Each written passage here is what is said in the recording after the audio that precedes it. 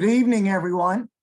My name is Mac McCorkle. I'm a professor here at the Duke University Sanford School of Public Policy, and I'm also director of Polis. Tonight, I'm so glad that you're going to be with us tonight for this one of our events. Our center works to increase our understanding of politics by promoting cutting-edge research, fostering rich political discussions, and helping a new generation of leaders find on-ramps to public service.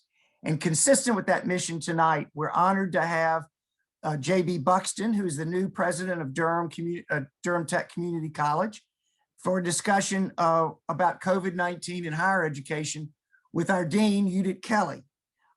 So they will be in discussion tonight about COVID-19 in higher education. This event is part of the Polis Innovation Accelerator, which works to help students produce bold solutions for our most pressing political problems. Before we begin the conversation, Morena Martinez, our Polis PhD fellow, will say a few words about the Innovation Accelerator and introduce Dean Kelley and President Buxton. Morena. Thank you so much. Good evening, everybody, and thanks so much for joining us for tonight's event. This year, the Polis Innovation Accelerator has offered speaker events and workshops centered around the theme of justice and citizenship in a time of COVID. Our goal is to encourage people to think boldly about solutions to address today's biggest problems.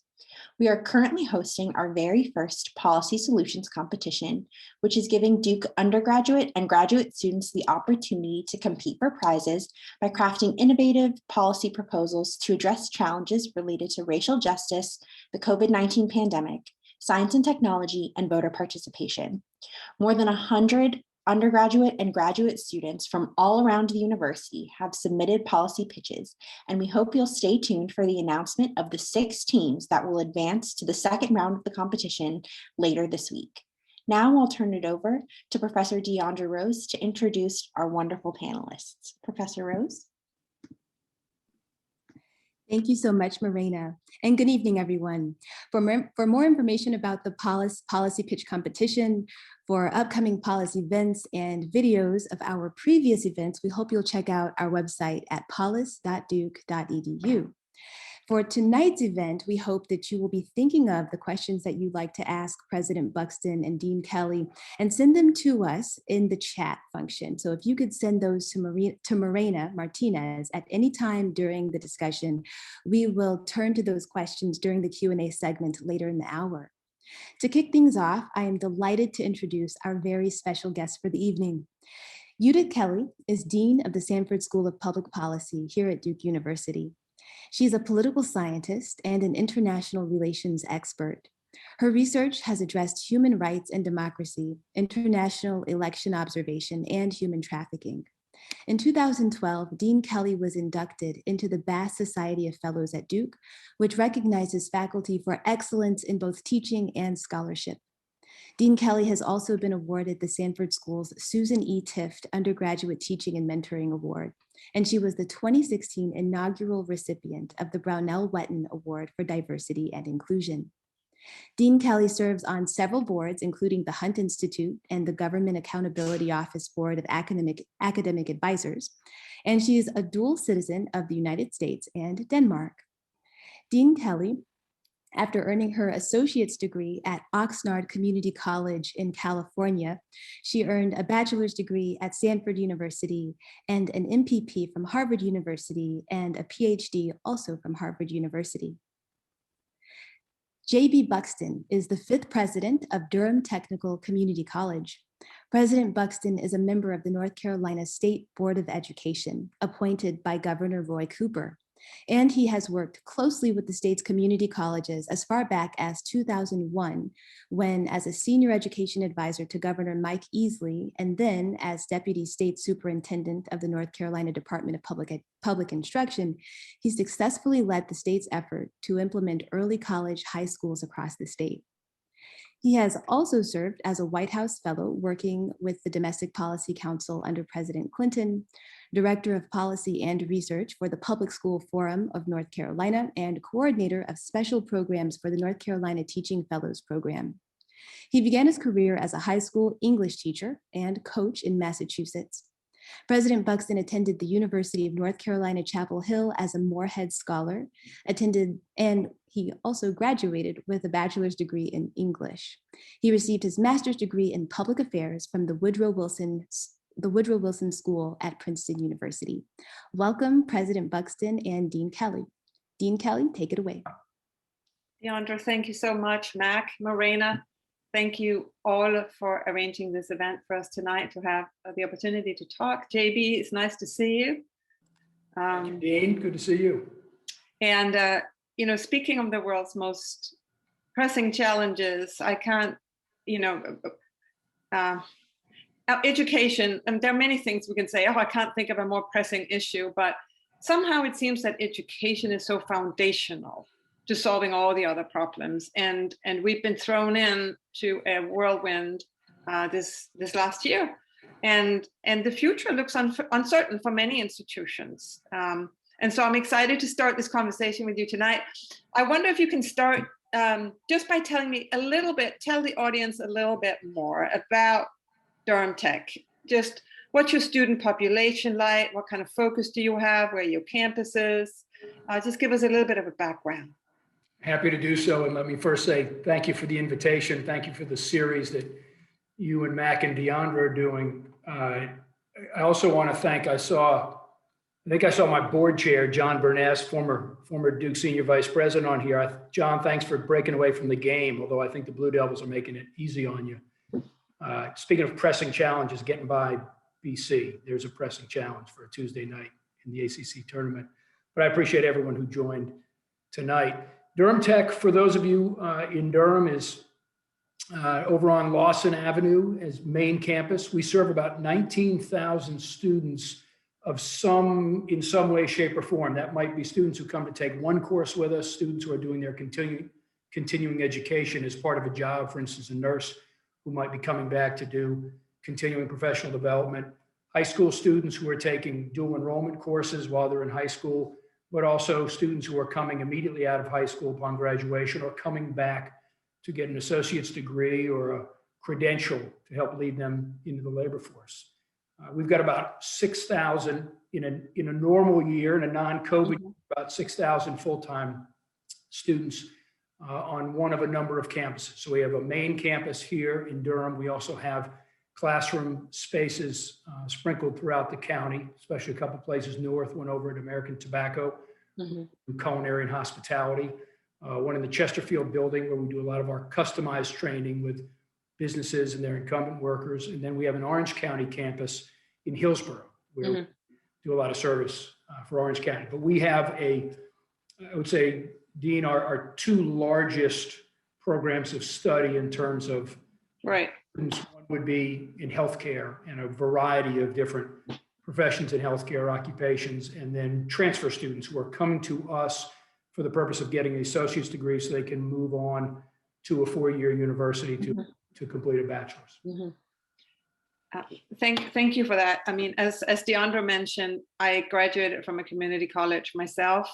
I have a great love for the community college system, so much so that I sent my own son to Durham Tech, actually.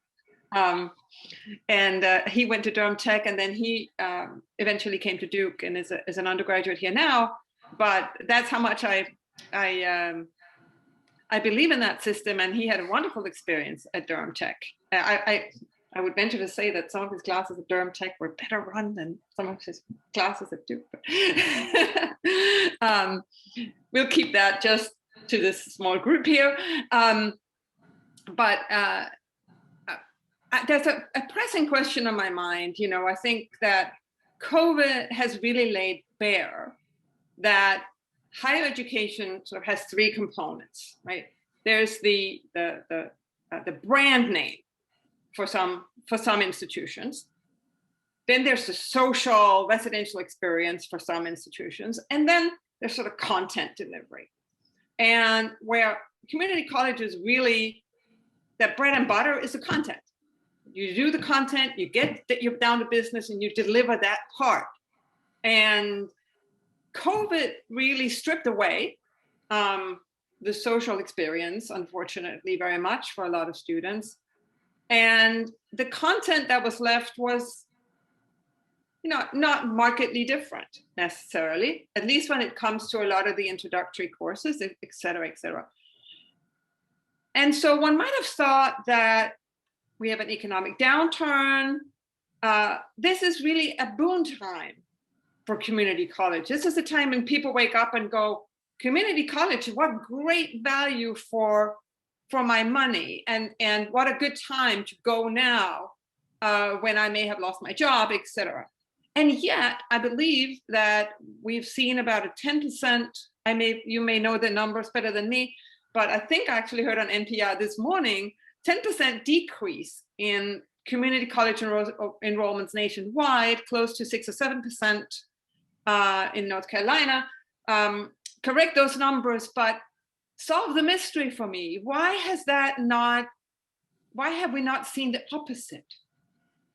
Well, Dean, your numbers are just about right on the money. I think some numbers around the country would suggest about 13% down across the country. Blame NPR.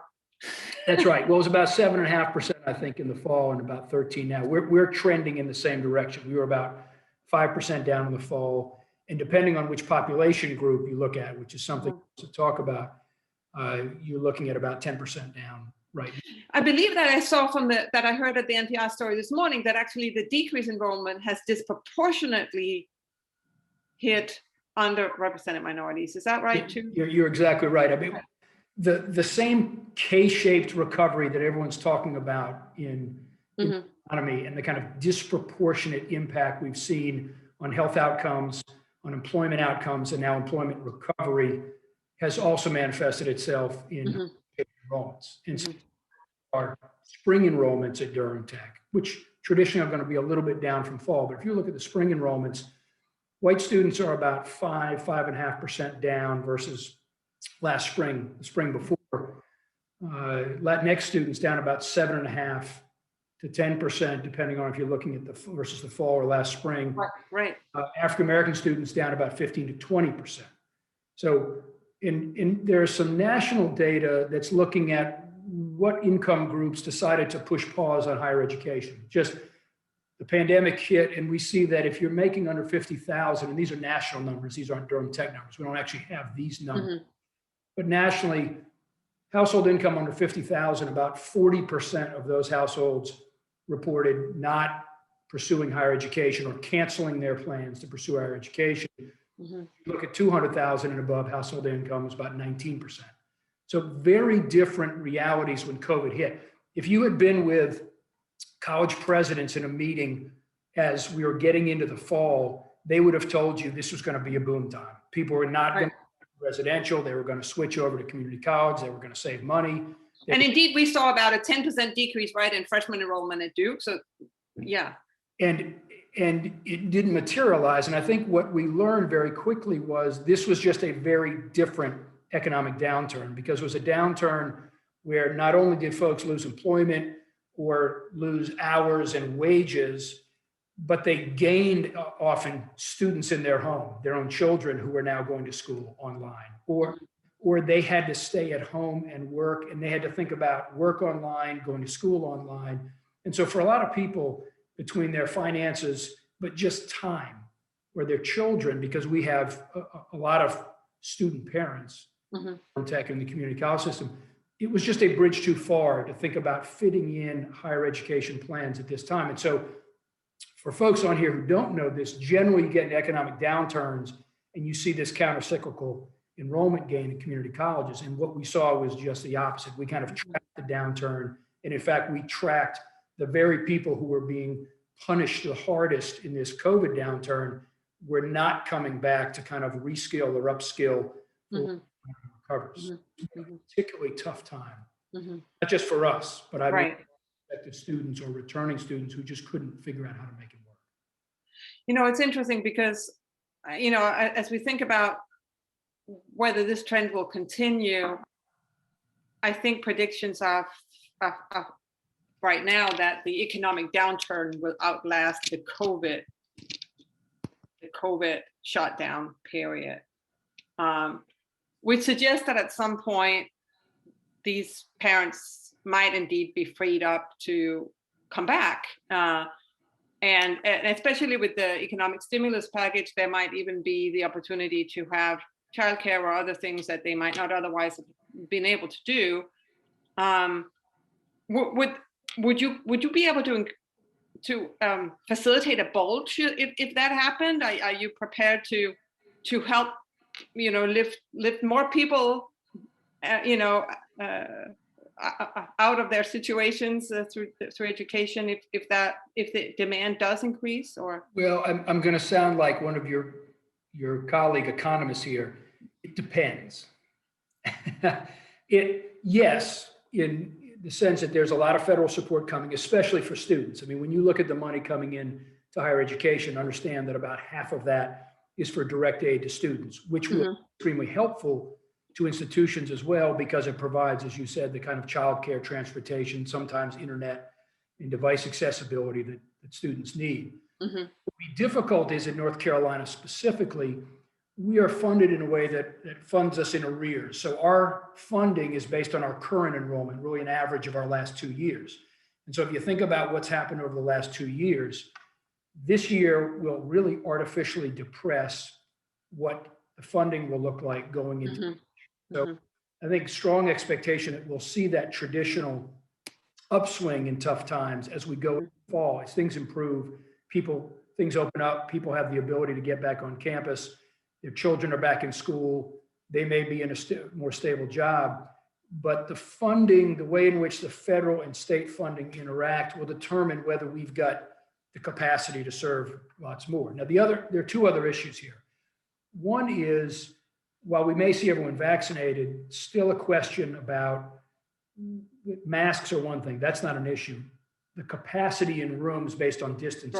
Sure, yeah. And how many people we can put, for instance, in a surgical tech lab, teaching people how to do that work. We're at 6 people in a room right now, where we're 12 to 15. If we're in that situation, then the funding becomes really important for additional instructors who we can bring in to help teach those classes. But in general, yes, we're prepared. We're just going to need that state and federal cooperation and funding. The other variable here is, I had mentioned parents who were unsure about coming back with kids still at home in school, people who had lost jobs trying to figure out a way to afford it, even with financial aid, just the stability. We also had students who just were either unable to find good, stable internet connections. We provided laptops to about anyone who needed them, either through financial aid or loaner laptops or gifts. But for a lot of people, they're not just connectivity. They might be sharing that laptop with 3 or 4 other people in the house, given the nature of work and school.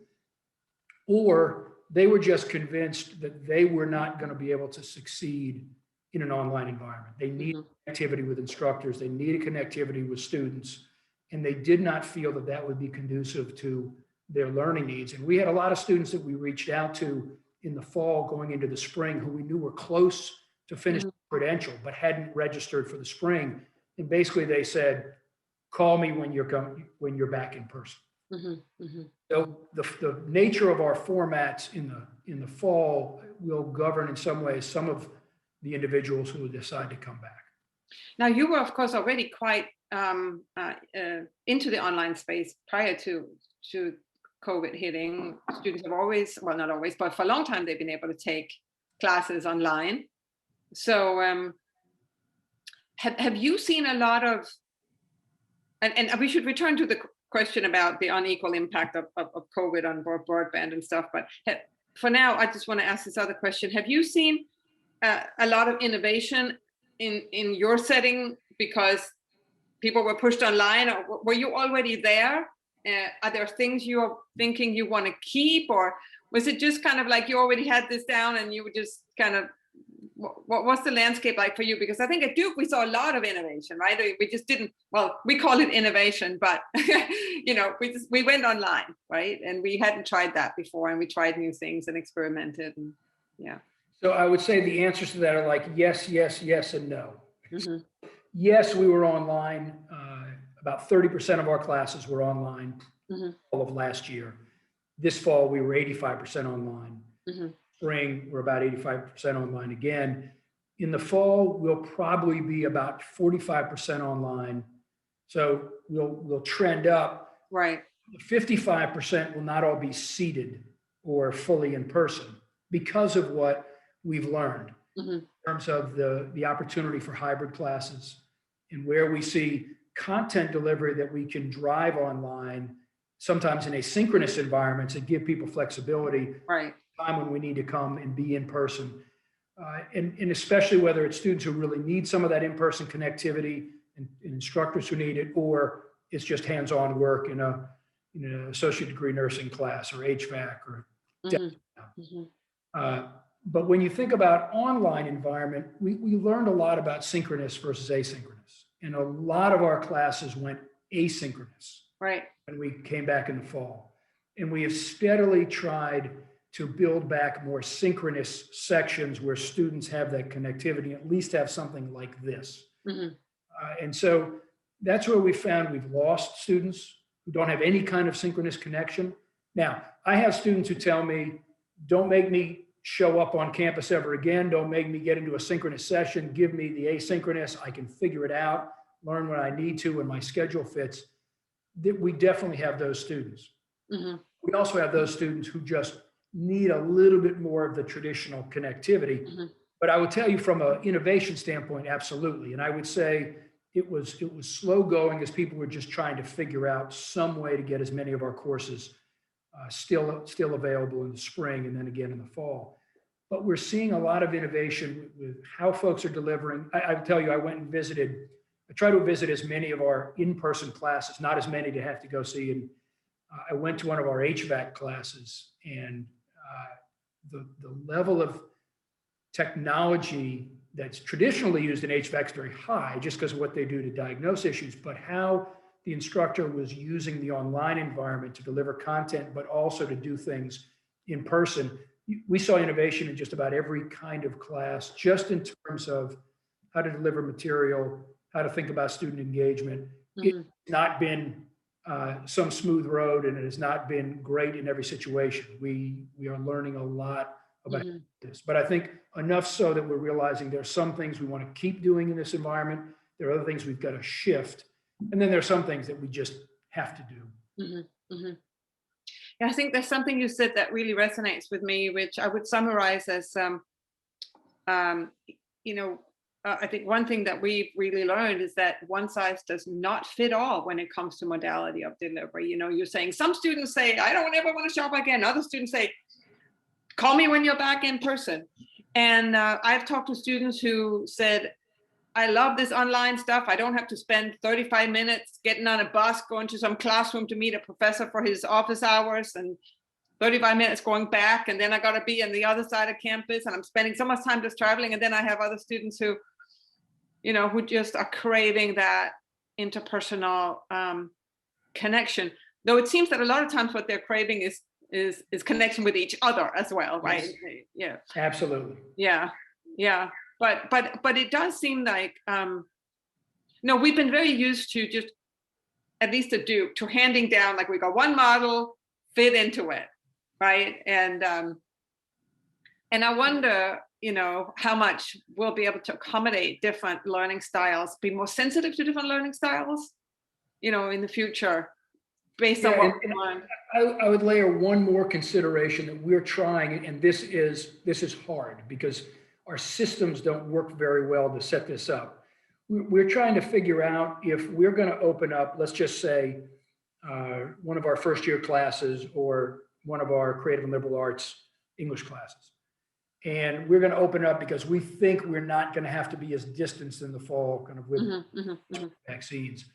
If we're going to be at 25 students in a class and all of a sudden there's a strain that is not covered well by the vaccines, or something else happens that dictates. Right. And we've got to start thinking about sections online. How do we think about the students that we know from their advisors and kind of case managers really need to be in person, that they did not do well in the spring, they did not do well in the fall, and we're going to lose them from a success standpoint or just altogether? How do we bias the course registration so that, Dean, you're in the class, right? Can only be at 10, but I'm not, and I'm going to have it online. From that kind of equity standpoint of who's going to need that the most, rather than the way our systems work now, which is you signed up fast enough and you're in. Right. So that's this other consideration with the things that don't have to be in. Mm-hmm.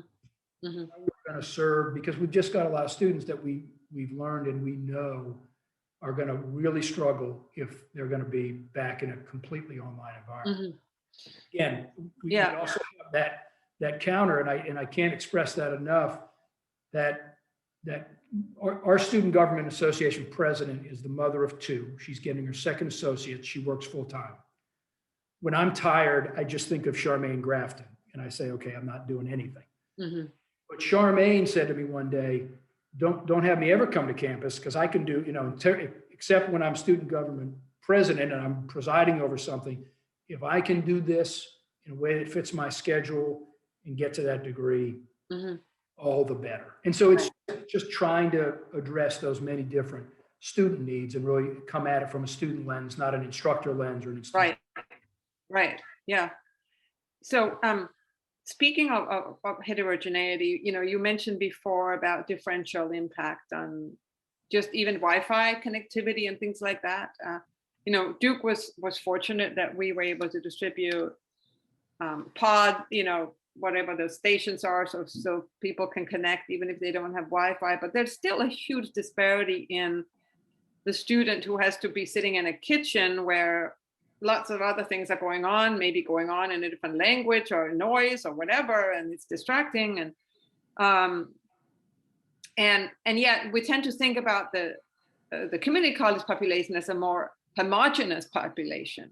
Yet it sounds like you've still experienced quite a bit of difference in impact. Can you talk a little bit about how you've tried to address that, or what the state potentially needs to do? Because some of these are probably infrastructure problems. Yeah, I mean, I think the one danger that North Carolina's in, I think this is the story in many states, but let me not generalize mm-hmm. the whole country, because I think we have a few states who are doing this better. We don't want internet infrastructure to be an education problem. And K-12 kind of has to solve theirs, and individual districts have to figure out technology. Durham Public School Foundation had this incredible drive, essentially, to raise, I think it was $1.5 million to make sure there were laptops for everyone who needs them. Duke was a huge funder of this, and just a great community leadership role. That really shouldn't be on the Durham Public School District to figure mm-hmm. out how we have devices for students and to figure out how we have ubiquitous internet connectivity. I talked to Durham principals who said they had 30 to 40% of their students had no reliable internet connectivity. And I'm gonna tell you, Durham isn't Roxborough, isn't Warren County. I mean, we are as close to cell towers, but that problem is everywhere. The same with our institutions, your institutions, where we all kind of had to cobble together with bubble gum and baling wire a way to get devices to students and hotspots. That is just a fundamental economic development, education, community participation, democratic participation mm-hmm. utility that we've just got to figure out, or else every time we are in this kind of situation, we're going to see it. But even more, we never use the power of the internet in the connectivity in a way that could drive educational innovation mm-hmm. or just consistent access to materials. We can do things now with students who have laptops that we couldn't do otherwise, but if they don't have reliable devices, reliable connectivity, it's just very different stories. And mm-hmm. we really saw that in the internet. I mean, the other thing I would say is we also saw it again with parents with children at home just getting to our campus and again, starting to think about where hybrid opportunities come in and really mm-hmm. making sure there's value in being here versus delivering in other ways. And it's a great moment to innovate in that way. The problem is we have a lot of people who don't have time for us to kind of figure it out, mm-hmm. forget about their life right now. Yeah, it's been interesting. I for a while have been thinking about the value added of the on-campus experience. Even before the pandemic, it became quite apparent that there were lots of opportunities for the use of technology. And so the question becomes, what is the value of the on-campus experience? And I always thought that one of the value added, in addition to the social connections that people get with one another, was the opportunity to do so applied learning. get out in the community, and, but it's been fantastic to see how even in the COVID environment, some of our professors have been able to do applied learning with community partners, and they've just gone there like virtually, Somebody's walked around with a phone and shown the facility and talked about the problems they have, or, and the students have gotten engaged that way. And it really is mind-blowing, some of the things we can do now that might also open up for you as an institution in the sense that before it was very expensive to go places. And now we can potentially facilitate experiences, right? Virtually that much cheaper. Speakers coming in, all those kinds of stuff. I don't know how much a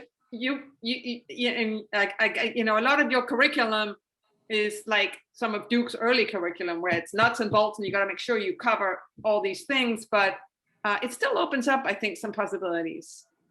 Absolutely. I'll give you a couple just pedestrian examples. Yeah. Or the participation in an interest meeting about nursing. We can drive information to a lot more people who are going to show up in a situation like this, learn their same information. Documents are sitting right in front of them. They can put questions in the chat. They can link onto things. Again, if you've got good, accessible and reliable internet. But again, we can get a lot more people and expand out more advising. We can say to people, if you are going to have an advising appointment, you've got to come to campus and meet with your advisor. Well, now we have advisors saying, why did we ever require it? Why was that ever important? No. We will literally now have students who don't have access come to campus, come over to our students. I'm pointing like this because it's at my office that way. Right. Come over to our student center, log on and talk remotely to their advisor who is at home. Because for whatever reason, that's just a better environment for them to have that conversation. Yeah. More reliable. But we're realizing the service and the efficiency that we can do with things that really are fine to do online. Now, sometimes you need to be in person and have a conversation, but just even little functional things that we're realizing there was not a reason we required those things before. Yeah. It's just kind of the urgency of having to find some way to serve students. Yeah. So some things have been positive. Some things have been negative in terms of the very differential impact. And, the pandemic has been hard on everyone. And one thing that we've really seen at Duke, which I think mirrors society in general, has been the mental health situation of our students, which mirrors, by and large, the mental health situation of young people in today's world. And this is a lot to deal with in a virtual environment. Even though one can do online counseling and other things like that, even the capacity, I imagine that Durham Tech does not necessarily have huge capacity to serve wellness needs and all these kinds of things just because of your funding structure. Share a little bit about what that's been like for you. This has been maybe the most difficult part of it. And some of it is because the things you miss when students aren't engaging in person and instructors are not seeing or hearing or developing those relationships. And students talking about really missing the opportunity, as you said before, to get to know their peers, to feel some sense of a peer effect in that class, a cohort, not just to learn from each other, but to be part of that enterprise with fellow students or get to know that instructor. But then we also miss, in some of those in-person advising or in-person classroom situations, students are really struggling and instructors who know they need to step into that moment and think about how.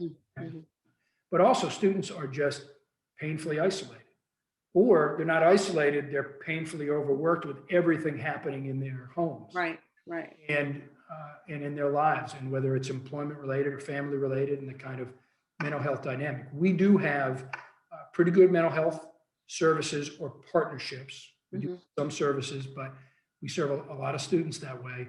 But that has also been difficult just because of the nature of the students. 𝗣elle Moten, who's the basketball coach over at NC Central, there was a great article in the News and Observer this past weekend, and Coach Moten was talking about his team. So you've got a tight-knit group of 12 guys in college who are together all the time, but now they're just going to basketball practice and going back and doing online class. but how broken, he said, they were by the fatigue of COVID. What's happening in their families, what's happening with each other, what's happening in their communities. And you think about these people who had these deep connections, did have a little bit of a community. And then you think about our students who have just lost all sense of that.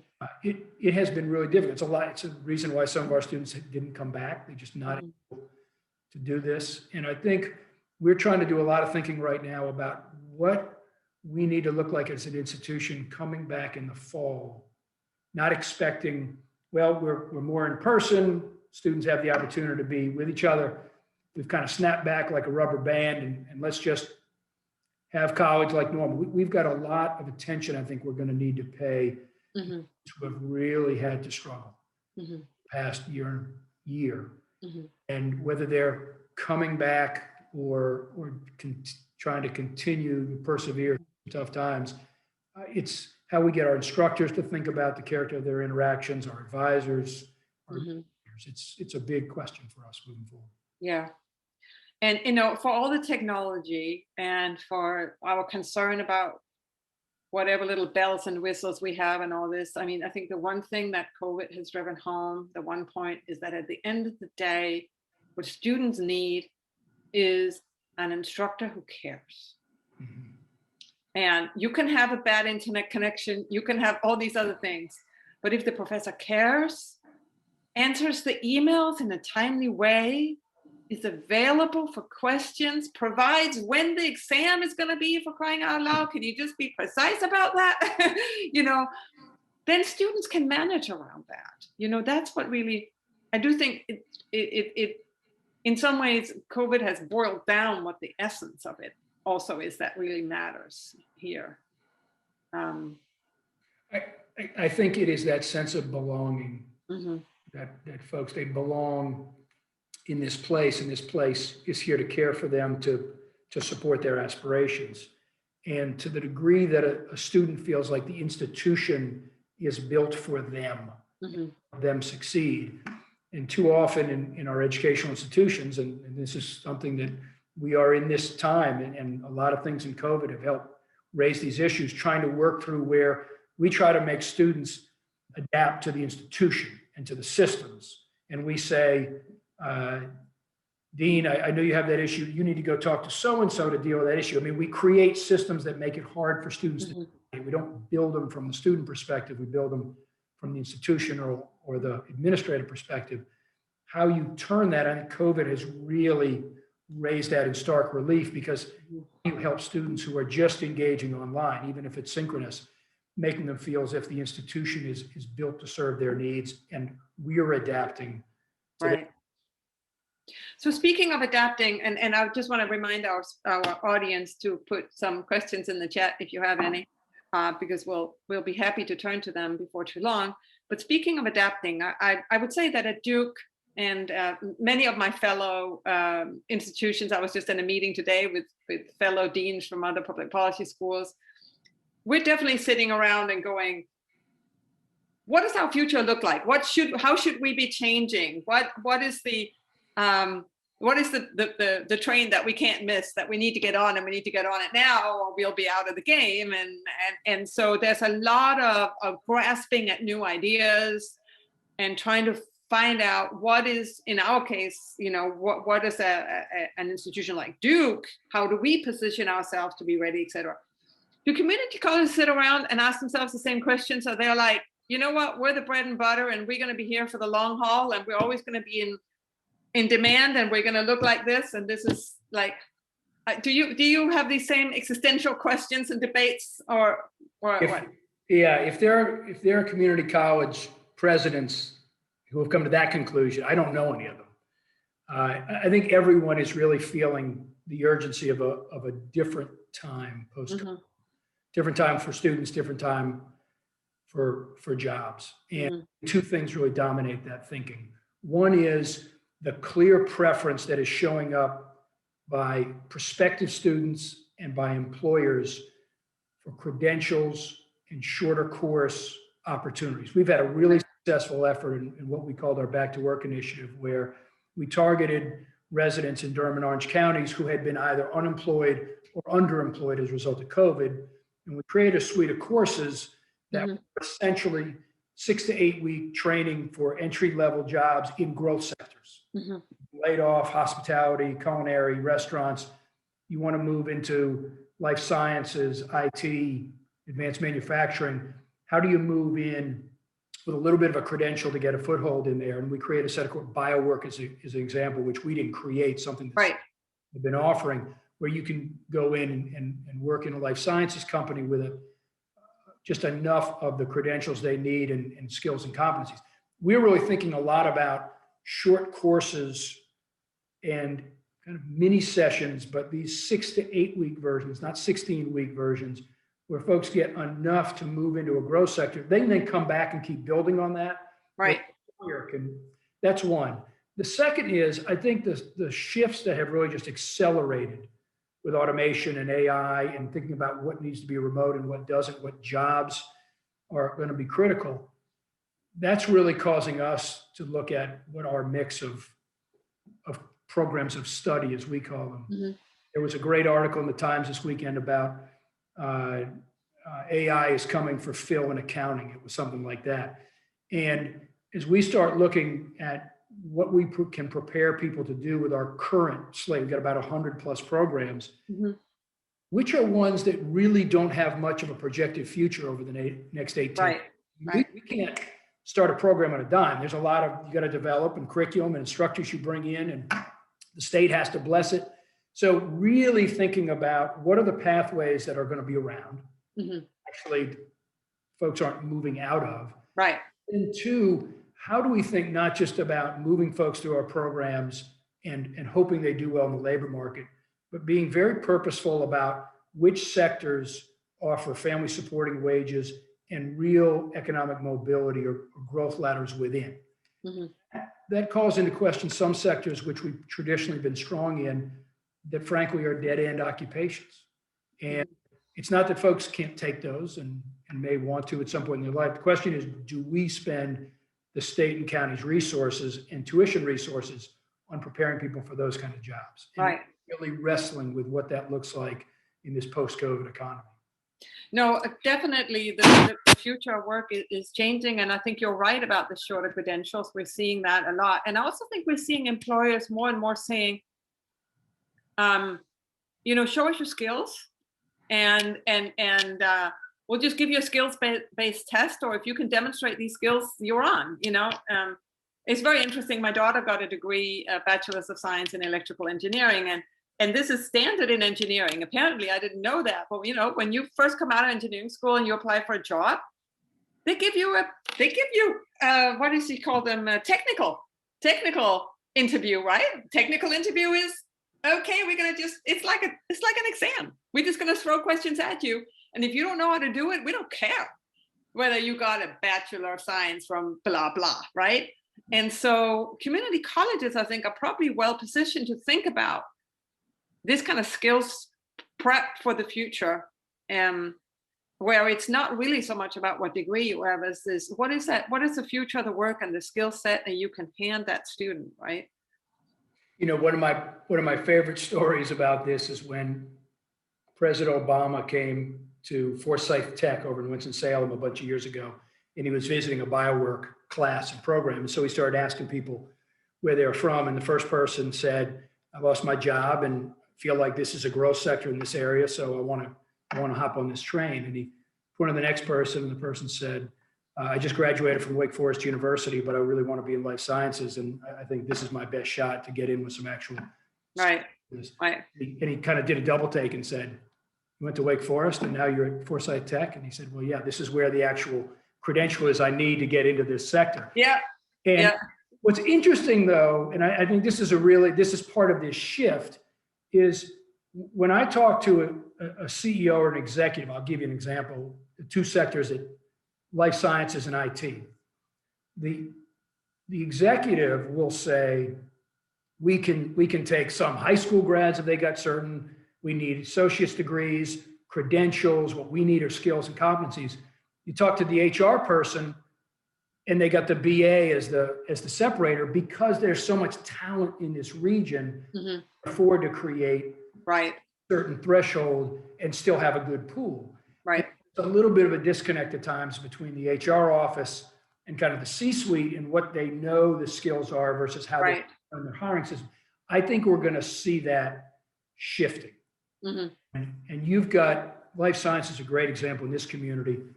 There are companies that are telling our corporate recruiters right now, I'm not sure about the triangle. It just seems like there are a lot of companies and that's going to be a talent issue. Right. The opportunity to build the talent pipeline for about 5,000 jobs that are going to be out there, which are basically everything from community college credential up through an engineering master's, for example. I think you're going to see a fuller deployment of, or a deployment of the full education suite like this in order to meet that talent demand. Right, right. Sectors are beginning to do that, but it's still not there everywhere. So change is definitely coming in the future. I'm going to jump to a question, JB, from the audience.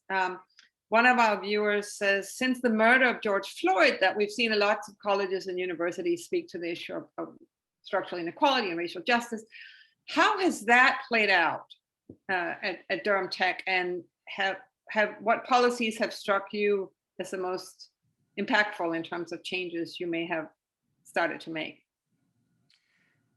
Durham Tech, and for those listening, I joined Durham Tech in July of 2020.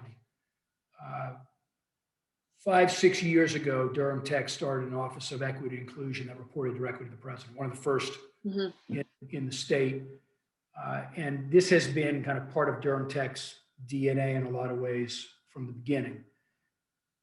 Durham Tech, however, I would say has been strong on intention and pushing in on these issues, short on measuring success. And so we actually, in August, and it was the board of trustees joined the institution, not in putting out a statement, but actually putting out what we call their equity inclusion action plan, which was everything from student success and equitable student success, which you would expect, including in some very specific areas, but also who we're hiring, how we're recruiting, employing, and we've created a series of metrics to hold ourselves accountable for that work. I think to me, one of the most important things that's come out of the equity conversations across the country has been this shift from intention to outcome. You know, at the end of the day, we can intend to have an equitable environment, but if you look at the fact that at our institution, 36% of African-American males have 0 credits after their first term. So they've achieved no credits, course credits. That's on us as an institution. We've got systems and practices that are not delivering for students. We look at our completion rates and how it breaks down by race and gender. We've got some serious work to do about where we deploy resources, how we're positioned at the college, not just to help students succeed in a class or get through, but get to that labor market and economic mobility. And for us, we're trying to put systems in place that have clear outcomes that we can hold ourselves accountable to, and also be really clear about who's kind of sitting at the table and making decisions. So we have a very diverse student body. We've got a diverse faculty. We are diverse in a lot of ways in our administration, but not in men of color. We have a lot of men of color at this institution. And so we're holding ourselves accountable with some very clear goals around what our administration is going to look like and the benchmarks to get there. This shift towards outcomes. How many of our students, as we break down and look at different student populations, are actually getting to the finish line and then getting into jobs of family supporting way? We've got to be serious about what the end is, not what our kind of intentions and programmatic investments are, but what we're seeing at the end of the day. To me, that's where the equity commitment comes alive and is right. And that's also where you can benchmark, against outcomes. You can't benchmark against processes. We did the right things, we did what this is definitely something that we struggle with too, also because sometimes you can run a little bit into some legal issues in the sense that you can't say, I'm going to hire X% of this type of person, that's not okay. So it really has to be the outcomes and the processes together so that you're getting there in the right way as well. So you're not, so everybody's getting a fair treatment along in the process. I'm going to back to some of the other questions that have popped up. One of our listeners is very interested in the Durham Tech Mobile Health Lab. Yeah. And they just want to know whether it's continued during the pandemic. Could you talk a little bit about that? Yeah, and thanks for bringing that up. And that's a great partnership. Blue Cross and Blue Shield gave us the resources to be able to outfit that. I mean, it is a fully operational, when we use it, mobile health lab, mostly for dental services and opticianry and eye services, but it can be for just clinical checkups in general. Right. Great opportunity for us to serve needs in the community, but also to give our students who are in those programs hands-on kind of clinical experiences. So we have been able to keep it going, and we've had some community events. We didn't have schools to go to, which is what we had hoped to do, but we were able to build some health events with certain communities where children could come out and get tested and then fitted for eyeglasses. And we had free eyewear to give out to students, thanks to our partnership. And same with our dental students who were doing some work in communities. We have not done nearly as many of those just because of the COVID realities, but that's kind of on the schedule moving forward. What we did do was we deployed it for food delivery. And so we have a food pantry on campus. Back last spring, we had to take it off campus, but then brought it back. We do contactless pickup for a lot of our students and families on campus, but we also have students who have a tough time getting here. Mm-hmm. So we actually used the van to do a lot of deliveries in Durham and Orange County. So we tried to keep it in use for a variety of needs, but we'll come back coming into the summer and the fall to do more community and especially school partnership events around dental and eyewear. And just a small follow-up. I'm so glad you've been able to keep that going. Somebody also wanted to know about your food pantry and whether or not that's kept going.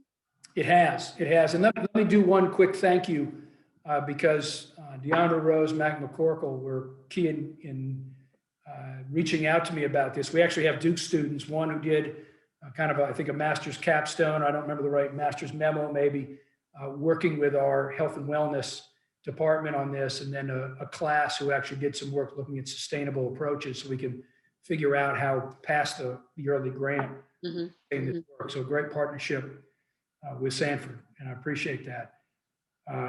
So you were asking, I had that on my brain when you asked the question about the food pantry.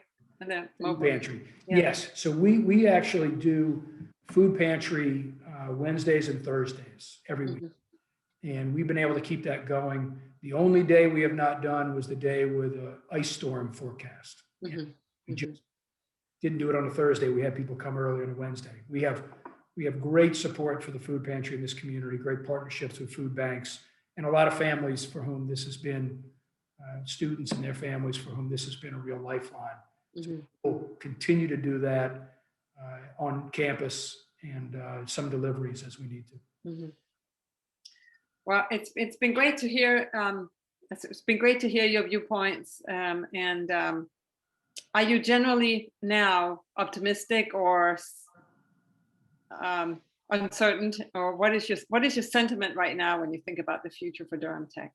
I wouldn't say optimistic, although I am. It's just energized. I would say that community college system and community college in general are just incredible places to work right now.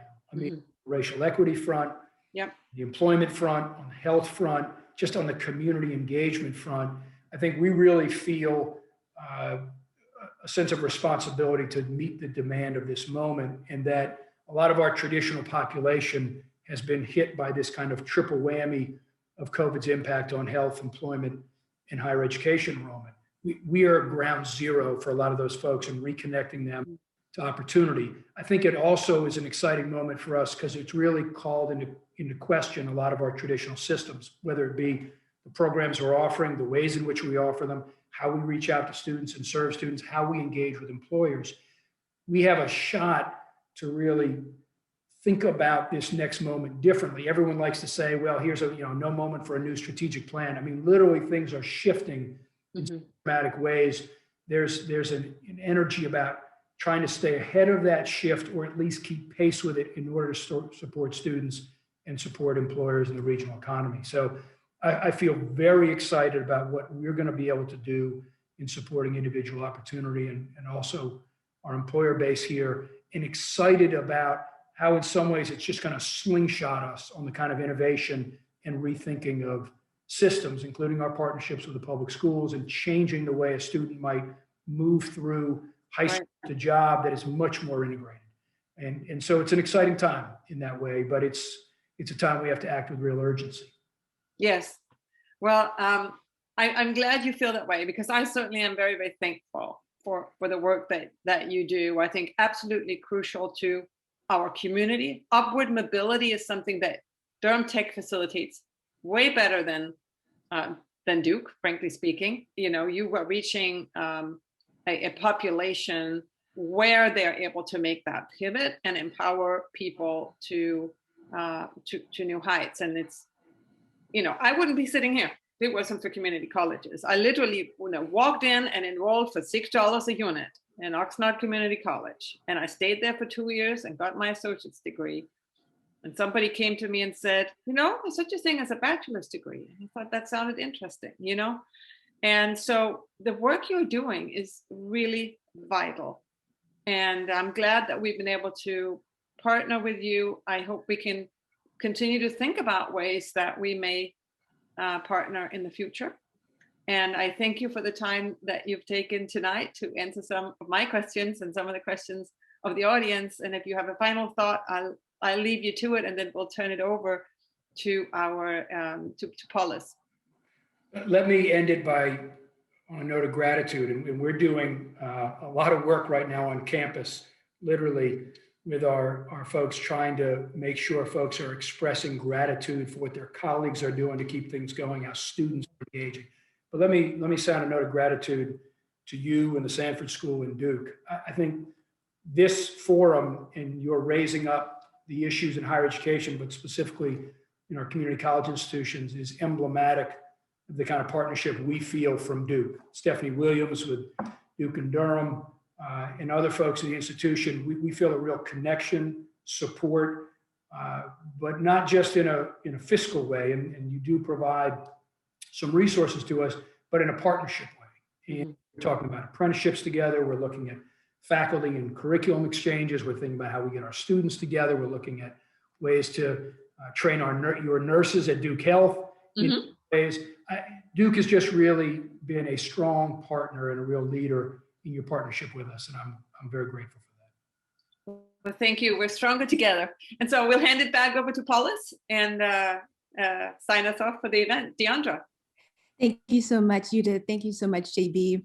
On behalf of Polis, the Center for Politics, and the Sanford School of Public Policy, I'd like to give, again, an extremely big thanks to our very special guests, JB Buxton, the president of Durham Technical Community College, and Judith Kelley, dean of the Sanford School of Public Policy here at Duke University. I'm also excited and grateful to acknowledge our Polis PhD fellow, Marina Martinez, Polis's program coordinator, Anna Kinnear, and our Polis Directors Fellows who are in the house who've been helping us backstage tonight, along with Marina, Olivia Renaud, and Max Wilkie. Thank you all so much. And to our audience, thank you all for being with us tonight. We hope to see you at our next and last Polis Innovation Accelerator speaker event for this term on Wednesday, March 31st, same time here on Zoom. We're talking about politics and leadership for the final installment of the series. And we'll be joined with a panel of political and policy experts who will bring experience in national, state, and local politics to share their insights about how leadership can shape politics and policymaking. And finally, we hope you'll stay tuned later this week when we announce the 6 teams that will advance to the semifinals in the Polis Policy Pitch competition. Thanks again for being with us. Hope you have a great night.